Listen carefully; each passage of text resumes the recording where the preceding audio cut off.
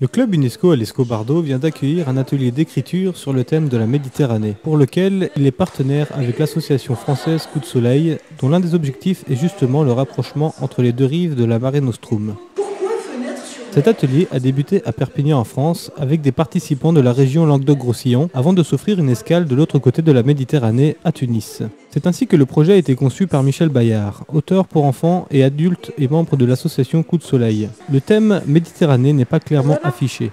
Il serait beaucoup plus une finalité qu'un point de départ. L'atelier porte d'ailleurs un nom plus poétique, Fenêtre sur mer, dans l'espoir de nourrir une réflexion sur le regard que chacun porte sur l'autre, ainsi que sur l'influence de la géographie sur le comportement.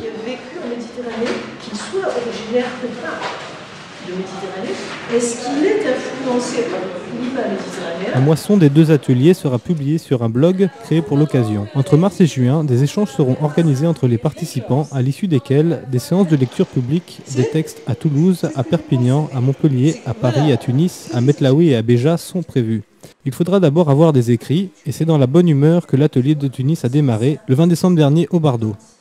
Le groupe qui a accepté de se lancer dans l'aventure et de se jeter dans le vide, comme le leur demande Michel Bayard, est panaché avec différents profils issus de différentes générations. L'auteur a commencé par annoncer la couleur. « Je ne vous apprendrai rien, leur dit-elle, mais je vous demanderai de vivre une expérience. » Les participants se retrouvent donc livrés à eux-mêmes devant la feuille blanche avec une consigne simple, choisir un mot à partir duquel il faut rédiger 10 lignes en 10 minutes. Méthode américaine s'il vous plaît, et aussi étonnant que cela puisse paraître, ça marche. Criant vive, vive la liberté, satisfaits de leur destin, leurs lois, leurs paroles sont incendiaires. On connaît leur exploit, leur vol et plus précisément la ville de Sfax.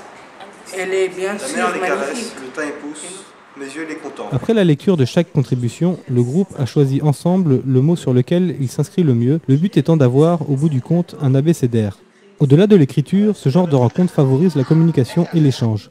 Le don de soi par l'écriture peut même avoir des vertus thérapeutiques. Cet atelier appelle à connaître l'autre, celui qui vient de la rive opposée, à travers ce qu'il écrit et donc à travers sa sensibilité, loin des idées reçues, des clichés et des schémas établis. Si ce type d'échange se multiplie entre les deux rives, les choses changeront peut-être, mais même du côté sud, longtemps privé de la liberté d'expression, de tels ateliers sont un bon moyen pour se réapproprier un outil important, le langage.